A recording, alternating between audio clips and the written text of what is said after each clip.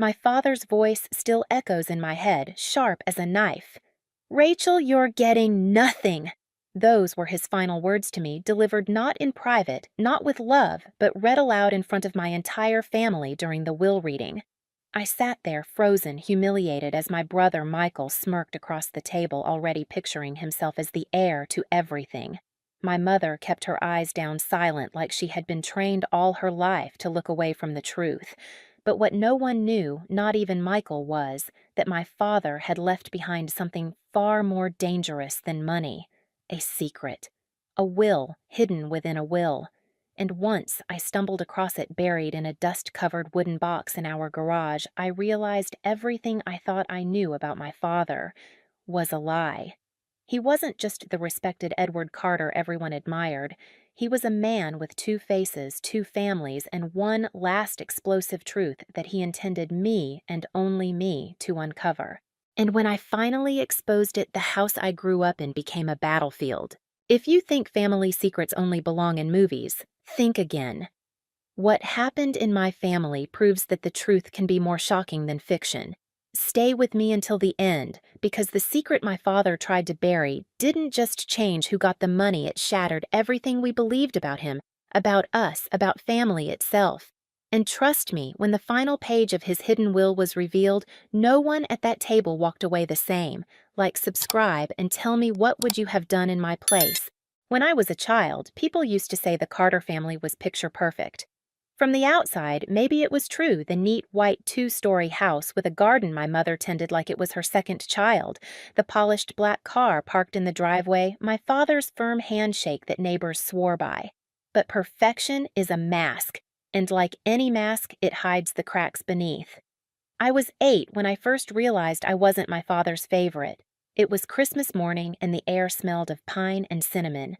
My brother Michael, older by 4 years, tore through wrapping paper and discovered the shiny red bicycle he'd been begging for all year. He squealed, and my father laughed so loud the windows shook. My mother clapped her eyes, soft with pride. I waited for my turn. I was small, sitting cross-legged near the tree, tracing the ribbons with my finger. When my father finally handed me my gift, it wasn't a bike or a dollhouse. It was a plain hardcover book of fairy tales. I tried to smile, but the corners of my mouth trembled. "Books will take you further than toys." My father said, his voice carrying the kind of finality that left no room for protest. Michael rode circles around the living room while I clutched my book to my chest, feeling like I had been handed silence instead of joy. That was how it always was. Michael was the golden boy, the star quarterback, the one who could do no wrong. Dad came to every game, cheered so loud that the entire stadium could hear. I remember once breaking my wrist in a school play rehearsal, and when I got home with my arm in a cast, Dad barely looked up from his newspaper. "Be careful next time," he muttered. That was it. I learned early that love in our house wasn't distributed equally. It was weighed, measured, and given in doses depending on whether you were Michael or me. My mother tried sometimes. Late at night, she would sneak into my room, sit at the edge of my bed, and whisper, "Don't take it personally, sweetheart. Your father just sees himself in your brother." But even at 12, I understood that was code for "you will never be enough for him." And yet, I kept trying. I brought home straight A's, won a local poetry contest, even got my essay published in the town paper. My father's response, a nod. No hug, no pride, no clapping like he did for Michael. Just a nod as if I had checked a box. One memory burns sharper than the rest. It was Michael's 16th birthday. Dad rented out a hall, invited half the town, gave a toast about how proud he was of his legacy. I was 12, hiding in the corner with a slice of cake I didn't finish. When it was time for speeches, Dad put his arm around Michael and said, "This is the future of the Carter family." His voice cracked with pride. Then his eyes flicked to me, and for a brief second I hoped he'd add my name, but he didn't. He never did. As the years passed, the pattern hardened. Michael got the encouragement, the car, the freedom. I got lectures about humility, about not asking for too much. And every time I dared to question it, Dad's eyes turned cold like I had overstepped invisible boundaries. Still, there were moments, fleeting, fragile, where I felt a different side of him. Once when I was 16, I stayed up late working on an essay at the dining table. Dad came home past midnight, loosened his tie, and paused when he saw me scribbling furiously. He didn't say much, just walked over, placed his old fountain pen beside me, and muttered, "This one's better than that cheap ballpoint." For a moment I felt seen. For a moment I felt loved. But by sunrise that moment had vanished like smoke. Looking back now, maybe those rare gestures were his way of keeping me tethered, giving me just enough hope to keep chasing something he never intended to give. That's why when the lawyer read his words, "Rachel gets nothing," it didn't feel like a twist of fate. It felt like the final nail in a coffin that had been hammered shut my entire life. The cruelty wasn't just in the words themselves, but in the years of practice that led up to them. He had been rehearsing that sentence my whole life. But what Dad didn't count on was this: every child who has been ignored, overlooked, pushed aside, they don't just disappear. They remember. They wait. And when the time comes, they dig deeper than anyone expects. What he left buried wasn't just a will. It was a weapon. And for once, I was ready to use it. My father lived his life like a man split in two. That's something I only recognize now looking back. At the time, I thought it was normal dads who traveled often, who disappeared for business trips, who came back with new suits and the faint smell of cologne that didn't belong to him. Growing up, we were told never to ask too many questions. If Dad said he had a meeting out of town, that was the end of the conversation. Michael would shrug, happy enough to enjoy the presents. Dad sometimes brought back new sneakers, a watch once, even a leather jacket that made him strut like he owned the world. I got postcards, always postcards with neat handwriting and vague words. "Study hard, Rachel." "Love, Dad." But even as a teenager, I could sense that something didn't add up. He was a lawyer, yes, but his office was 10 minutes from our house. Why then was he gone for entire weekends? Why did his phone ring late at night, and why did he step outside to answer? The first time the mask slipped, I was 15. It was late autumn, and the air smelled of smoke from neighbors burning leaves. I had gone downtown with a friend to buy notebooks. We were waiting for the bus when I saw him, my father, standing on the platform across the street. He wasn't alone. Beside him was a woman I had never seen before. Dark hair, red scarf, the kind of beauty that doesn't fade with age. She was laughing, her hand resting on his arm like it belonged there. And he was smiling. God, he was smiling in a way I had never seen at home. Not the stern, guarded expression he gave us, not the polite smirk he wore at work events. This was open, warm, intimate. I froze. My friend tugged at my sleeve, but I couldn't look away. For one suspended moment, I watched my father become a stranger. Then the bus came blocking my view. By the time it passed, they were gone. That night at dinner, I asked carefully, "Dad, were you downtown today?" He didn't even blink. No. Why, I wanted to scream, to say I saw him. But my mother's eyes flicked to mine, sharp and warning, and in that silent glance I understood we don't talk about these things. We don't question. We swallow. The image haunted me for years. Sometimes I convinced myself I'd imagined it. Other times the memory burned so vividly I could feel the cold metal of the bus stop railing under my hands. And then there were the absences, the birthdays he missed, the school recitals where his seat was empty. Each time there was an excuse, a client emergency, a late deposition, traffic on the interstate. My mother repeated those excuses like prayers, and Michael accepted them without thought. But I kept tally. Once when I was 17, I heard them fighting after midnight. My room was across the hall from theirs, and their voices carried through the thin walls. "You promised this was over," my mother hissed. "It is," my father snapped. "Don't start. You said that last year." Her voice cracked, part anger, part heartbreak. Then silence. A door slamming. Footsteps fading down the stairs. I lay awake until dawn, staring at the ceiling, realizing there was an entire life of his that existed just beyond my reach. A secret orbit I wasn't allowed to touch. The final straw came just before I left for college. It was August, humid and sticky, the kind of heat that makes you feel like you're breathing water. I went into the garage to grab an old suitcase. That's when I found it, a wooden box shoved behind a stack of paint cans. It was locked. At first, I thought nothing of it. My father was a lawyer. Maybe it held documents, but the box was different, hand-carved with initials etched into the lid EB. Those weren't his initials. They weren't anyone's in our family. I tried to ask him about it once casually over breakfast. He stiffened. "Stay out of my things, Rachel." His tone was sharp final, the kind of tone that shuts doors in your face. So I stayed out on the surface. But the box lingered in my mind like a splinter. Who was EB? Why did my father guard it so fiercely? When I left for college, I carried those questions with me like unwelcome luggage. I tried to focus on my new life classes, friends, the possibility of escaping the shadow of Michael and my father. But even in crowded lecture halls, even at late-night study sessions, part of me kept circling back to that bus stop, that red scarf, those initials. The truth is, my father had built 2 houses, the one we lived in, and another made of secrets. And though I didn't know it yet, one day, those walls would collapse, crushing everything we thought we knew. Because secrets don't stay buried. They rot, they fester, and eventually they surface. And when his finally did, it came wrapped in legal paper, sealed with his name, and delivered in the cold monotone of a lawyer reading his last will and testament. The last year of my father's life felt different, though I couldn't have explained why at the time. He moved slower, his hair turned from gray to white almost overnight, and there were moments, brief, fleeting, when I caught him staring at me with an expression I couldn't read. It wasn't pride, not the way he looked at Michael. It wasn't disappointment either. It was something in between, something heavier. One night, not long before his health began to fail, I found him in the study, sitting in the dark with only the desk lamp on. Papers were scattered across the surface, legal briefs, old letters, things I didn't recognize.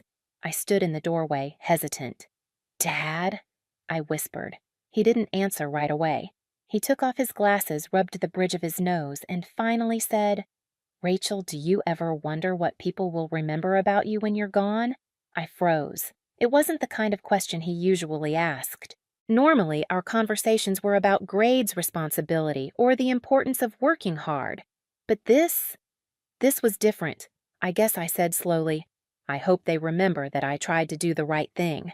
He gave a dry laugh, one that didn't sound amused. The right thing he repeated as if tasting the words. Funny how what's right can look so different depending on where you're standing. I didn't know what to say. I wanted to ask what he meant, but before I could, he gathered the papers into a neat stack and locked them in the desk drawer. "Go to bed, Rachel," he muttered. That was the last real conversation we had before the hospital visits began. By spring, he was in and out of medical appointments. Michael went with him sometimes, strutting around like the dutiful son. My mother hovered fussing over prescriptions. I visited when I could, but every time I stepped into that sterile white room, it felt like I was intruding on a play where all the roles had already been cast. Michael was the hero. My mother was the caretaker. And me, I was the extra, the silent witness. But there were cracks. Once, when Michael had stepped out to take a call, my father motioned for me to come closer. His voice was weak, raspy but urgent. "Don't believe everything you hear, Rachel," he whispered. "Sometimes the truth doesn't sit where you expect it to."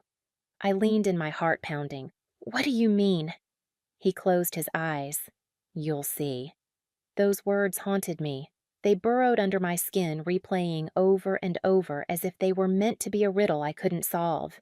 After he passed, the house felt like it had been drained of air. The funeral was a blur. Black clothes flowers, the endless line of people telling us how good a man he had been. I nodded, smiled politely, but inside I wanted to scream. Did they know him at all? Did they know the secrets he carried, the absences, the other life? Or had he been so skilled at playing the part that even death couldn't tarnish the shine of his reputation? I remember standing by his casket, staring down at his folded hands. He looked peaceful, almost noble. But I couldn't stop thinking those hands had held another woman, had written postcards filled with half-truths, had locked away a box with someone else's initials carved on it. Michael gave a speech that day dripping with praise. My father was a man of honor. He taught me everything I know about integrity and hard work. The crowd clapped, moved to tears. I stood in the pew, my fingernails digging into my palm, and thought, integrity honor. If only you knew.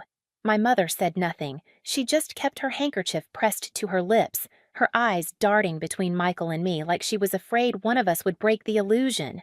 A week later, I returned to the house to help with the arrangements. That's when I stumbled into the garage again. The wooden box was still there, shoved behind paint cans untouched. I knelt down, brushing dust from the lid. EB. The initials stared back at me like an accusation. I almost pried it open right then, but something held me back, a strange mixture of fear and reverence. It felt like a trap, like opening it before I was ready would unleash something I couldn't contain. So I left it, but I knew it was waiting. The night before the will reading, I couldn't sleep. I lay in bed staring at the ceiling, replaying every cryptic thing my father had ever said. Don't believe everything you hear. Sometimes the truth doesn't sit where you expect it to. What's right depends on where you're standing. Were those warnings? Confessions? Apologies? By morning, my stomach was in knots. I dressed mechanically, listening to Michael boast about how Dad trusted me to handle everything while my mother nodded in agreement. They didn't notice the way my hands shook, the way my eyes darted to the study, the garage, the hidden places where my father's ghost lingered. Deep down, I knew the will wasn't going to be simple. My father was many things, but simple was never one of them. Whatever he had hidden all these years, whatever secrets he'd woven into the fabric of our family, they were about to unravel. And when they did, none of us would leave the table the same. The will reading took place in my father's study, the very room where I'd once found him, sitting in the dark, lost in his papers. The curtains were drawn, letting in only slivers of pale winter light. The fire in the hearth had burned down to embers, and the smell of old leather and tobacco clung to the air like ghosts that refused to leave. Mr. Donovan, the family lawyer, sat at the head of the long oak table. His glasses perched on the tip of his nose, his briefcase propped neatly beside him. His voice was calm, professional, the same voice he had probably used for 100 other families. But for me, every syllable carried the weight of a hammer. Michael lounged across from me. His tie loosened a smug half-smile playing on his lips. My mother sat between us, her hands folded tightly in her lap, her knuckles white. She hadn't spoken much since the funeral. Now, her eyes flickered nervously toward Donovan as though bracing for impact. "Shall we begin?" Donovan asked, clearing his throat. He opened the folder with deliberate care, as if prolonging the moment. My heart pounded in my chest, each beat loud enough to drown out the crackle of the fire. He started with the usual formalities, confirming my father's name, his date of death, the fact that this document represented his final wishes. My gaze drifted to the bookshelves lining the walls, to the rows of legal volumes that looked so permanent, so unyielding. How ironic I thought that words written on paper could outlive the man himself. And then it came. To my beloved son, Michael Carter, I leave the sum of... Donovan's voice blurred as Michael straightened in his chair, smugness blossoming into triumph. The numbers rolled off Donovan's tongue like a jackpot investment's property accounts. I clenched my hands beneath the table nails digging into my palm. It wasn't jealousy, it was the inevitability of it all. Michael had always been the chosen one. Why would death change that? And to my daughter, Rachel Carter. Donovan paused, glanced briefly at me, and adjusted his glasses. His voice dropped not in volume, but in weight, as though even he understood the cruelty of what he was about to say. "I leave nothing." The words sliced clean through the room. My chest tightened. Nothing. Not a dollar, not a token, not even a trinket from the attic. Michael let out a low chuckle, quickly smothered by a cough. My mother's eyes darted to me wide and glistening, but she didn't speak. She didn't protest. She just sat there, her silence as loud as the words themselves. I felt heat rise to my face. My ears rang. I wanted to shout, to demand why, but my throat locked. My father's voice echoed in my head, the same tone he had used my entire life, dismissive, final. Rachel gets nothing. Donovan continued reading, but I couldn't focus. The words melted into static. My hands trembled, and I pressed them into my knees to steady myself. When he finished, Michael leaned back in his chair, stretching like a cat. "Well," He said, his voice dripping with satisfaction. I guess Dad knew who he could trust. The jab landed sharp. I snapped my head toward him, my voice hoarse but firm. Trust, you think this is about trust? He erased me. Like I never existed. Michael smirked. Maybe that's what you deserved. Michael, my mother hissed, but even her scolding was half-hearted, more about appearances than defense. I turned to Donovan, my voice shaking. Are you telling me that after everything, after 32 years, my father didn't think I was worth even a single word in that will? Donovan shifted uncomfortably, glancing at his papers. Miss Carter, I can only read what has been provided. Your father's instructions were clear. Clear. That word lodged in my throat like glass. My father had made it crystal clear I was nothing. But deep inside, a tiny spark flared. His cryptic words from the hospital replayed in my mind. Don't believe everything you hear. Sometimes the truth doesn't sit where you expect it to. What if this wasn't the whole story? The thought terrified me, but it also steadied me. Because if there was one thing I knew about Edward Carter, it was that he never played simple games. His life was layered, secretive, full of shadows. And shadows always hide something. As the meeting adjourned, Michael slapped Donovan on the back, already talking about investments, as if wealth was his birthright. My mother brushed past me, her perfume sharp, her lips pressed thin. No comfort, no reassurance. I lingered in the study, staring at the folder still on the table. I had the strange sensation that the paper inside was only half the story, a curtain drawn to hide what lay beyond. And for the first time that day, instead of feeling crushed, I felt a sliver of resolve. If my father thought he could silence me from the grave, he underestimated me. He'd given Michael everything on paper. But what he left me, the unanswered questions, the hints, the shadows, that was more powerful than money. Because secrets once uncovered can burn down entire houses, and I was ready to strike the match. That night, after the will reading, the house was unbearably quiet. Michael had gone upstairs humming to himself, already drunk on his new power. My mother sat in the kitchen, sipping tea that had long gone cold, staring out the window like she could see my father's ghost in the dark yard. I couldn't sit still. My father's words gnawed at me. Don't believe everything you hear. His entire life had been a puzzle, and now I was convinced he'd left the pieces scattered for me to find. So I went to the garage. The wooden box was still there, tucked behind the paint cans, the carved initials EB staring back at me. My hands shook as I pulled it free, brushing dust from the lid. The lock was old rusted. I grabbed a screwdriver and forced it open. The metal screeched in protest, but then with a final snap, the lid lifted. Inside were stacks of envelopes tied with twine, brittle photographs, and my breath caught a folded document stamped with my father's seal. I unfolded the paper slowly, my pulse pounding in my ears. It was a codicil, a supplement to the will. And it changed everything. According to this document, my father had left a portion of his estate, a large portion, to someone named Elena Brooks. My eyes skimmed the lines again and again, as if repetition would make it less shocking. And beneath Elena's name was another Sophia Brooks, age 18. I sank onto the cold concrete floor, the weight of the revelation pressing down on me. Elena, the red scarf woman at the bus stop. I hadn't imagined her. She was real. She had a daughter. And if the codicil was true, that daughter was my father's child. The fury rose hot in my chest. My entire life I had been told I wasn't enough, that Michael was the future of the Carter family, and all the while my father had been building another legacy in secret. I didn't sleep that night. When morning came, I found Michael in the dining room, scrolling through financial reports like he already owned the world. You should see this, I said, slamming the codicil onto the table. He looked down, frowned, then scoffed. Where did you get this in the garage? In Dad's box. That's not official, he snapped, waving a dismissive hand. If it was Donovan, would have read it yesterday. Maybe Donovan didn't know I shot back. Or maybe Dad didn't want it found until now.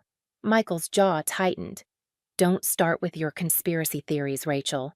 You always did love making drama where there wasn't any. This isn't drama, Michael. It's proof. Dad had another family. His face darkened, the smirk wiped clean. Even if that were true, which I doubt it, changes nothing. You're still not getting a cent. I leaned closer, my voice low and sharp. Maybe I don't want money. Maybe I want the truth. And if Dad gave them part of his estate, then everyone's going to know exactly who he really was. Michael slammed his fist onto the table, rattling the glasses. You don't dare, Rachel. You'll destroy this family's name. I met his glare without flinching. Maybe it's about time someone did. Later that afternoon, the doorbell rang. My mother answered, and her gasp echoed down the hall. When I came to the foyer, two strangers stood on the doorstep. The first was a woman in her 50s, elegant despite the winter chill, her dark hair pinned back beneath a wool hat. Her eyes, sharp, unyielding, locked on mine instantly. Beside her was a young woman, maybe 18, with the same dark eyes and a nervous grip on her mother's arm. "Can I help you?" my mother asked, her voice trembling. The older woman stepped forward. "My name is Elena Brooks. This is my daughter Sophia." She paused, her gaze shifting between us. "We need to talk. About Edward." The silence was deafening. My mother's lips parted, but no sound came. Michael stormed into the hall, his face red. "Get out! Now!" But I stood frozen, staring at Sophia. The resemblance was undeniable, the curve of her jaw, the tilt of her nose. She looked like me. She looked like him. Elena's chin lifted. "I have a copy of the codicil Edward left us. I assume you've already found it." Michael's eyes shot to me, blazing. "You told them I didn't have to," I whispered. Elena pulled an envelope from her purse, holding it like a weapon. "Edward promised to take care of us. He may be gone, but his word still stands." Michael lunged forward, trying to snatch it, but Elena held firm. Sophia flinched, her grip on her mother tightening. "This is a lie," Michael spat. "My father would never." "Your father did." Elena cut him off, her voice steady. "And deep down you know it." My mother finally spoke, her voice breaking. "Edward, oh God, you told me it was over." Elena's expression softened for a fraction of a second. "He wanted to tell you. He just never found the courage." Michael turned on me, his face twisted with rage. "This is your fault. You dug this up. You're tearing us apart." I stared back, my voice firm. "No, Michael. Dad tore us apart. I'm just refusing to look away anymore." That evening, the house felt like a battlefield. My mother locked herself in her room, sobbing. Michael raged downstairs, slamming doors and cursing my name. Elena and Sophia stayed only long enough to leave copies of their documents, then disappeared into the night, promising they'd be back with lawyers if necessary. I sat alone in the study, the codicil spread out before me. My father's neat handwriting danced across the page, binding his two families together in ink. I thought about Sophia, her wide, uncertain eyes. She was innocent in all this. She hadn't asked to be born into our father's web of lies, and yet she was the key to everything. The truth was out now. The illusion of the perfect Carter family was shattered. But deep inside, I knew this was only the beginning. Because when a secret like this explodes, the fallout doesn't stop at the first blast. It keeps spreading, pulling down everything in its path. And I was standing right in the center of the wreckage, holding the match that lit it all. The night after Elena and Sophia left sleep was impossible. The house groaned with silence, every creak of the floorboards reminding me that my father's presence lingered in ways I couldn't shake. Michael stormed around like a caged animal, muttering curses about imposters and leeches. My mother barely emerged from her room, her eyes hollow, her voice thin as paper. I couldn't stop thinking about the wooden box. I had only glanced at its contents before the codicil, the envelopes, the photographs. But something told me I had missed the most important piece. My father's life had been a maze of shadows, and men like him didn't just leave loose ends lying around. So while the house slept, I went back to the garage. The cold hit me first, sharp and unforgiving. The box waited where I had left it, its lid slightly ajar. I knelt on the concrete floor, heart pounding as I untied the twine binding the letters. The paper was fragile, the ink faded, but the words bled with intimacy. They were love letters, dozens of them written to Elena over the years. He spoke of weekends away, of regret for the double life he led, of promises he could never keep. Reading them felt like watching my childhood crumble piece by piece. But then I found it an envelope different from the rest. My name was on the front. Rachel. My throat tightened as I tore it open. Inside was a letter written in my father's unmistakable hand. Rachel, if you're reading this, then I'm gone. I know what you must think of me, that I favored your brother, that I ignored you, that I left you nothing. But the truth is more complicated than it looks from where you stand.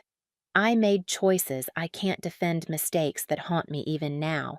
But never doubt this: I saw you. I knew your strength. That's why I chose you to find this, because you, not Michael, will know what to do with the truth. My hands shook as I kept reading. The house is yours. Not because it is grand, but because it carries the weight of all our lies. You'll need to decide whether to keep it, to burn it, or to rebuild within it. I trust you, Rachel, even if I never showed it. The words blurred as tears stung my eyes. For years I had craved even the smallest acknowledgement from him, and now, when he was gone, he gave me everything, yet nothing at all. It was an apology too late, a confession written in ink instead of spoken aloud.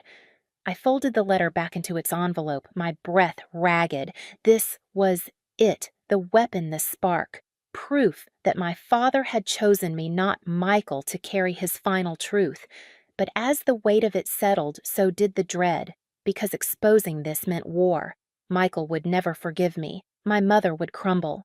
Elena and Sophia would be dragged into the center of a storm they had spent years avoiding. Still, I knew there was no turning back. My father had silenced me all my life. This was my chance to speak, not just for me, but for every hidden piece of him he had tried to keep buried. I rose from the cold floor, the letter clutched tight in my hand. Tomorrow at dinner, everything would come out. And once the truth left my lips, there would be no undoing it. The next evening dinner was silent at first. My mother had set the table as if routine could hold us together: roast chicken, mashed potatoes, green beans glistening with butter. But the food sat untouched, steam rising into the heavy air.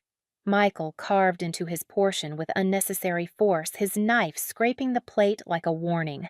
I waited until the silence felt unbearable, until every tick of the grandfather clock behind us echoed like a drum. Then I laid the envelope and codicil on the table. "We need to talk," I said, my voice steady. Michael looked up, already sneering. "Oh, here we go. What now, Rachel?" "Another fairy tale about Dad's secret double life." I pushed the letter toward him. Not a fairy tale, his own words. Read it. He glanced at the handwriting on the envelope, then shoved it back. Forgery. You'd do anything for attention. "It's not a forgery," I snapped. My voice cracked, but I didn't back down.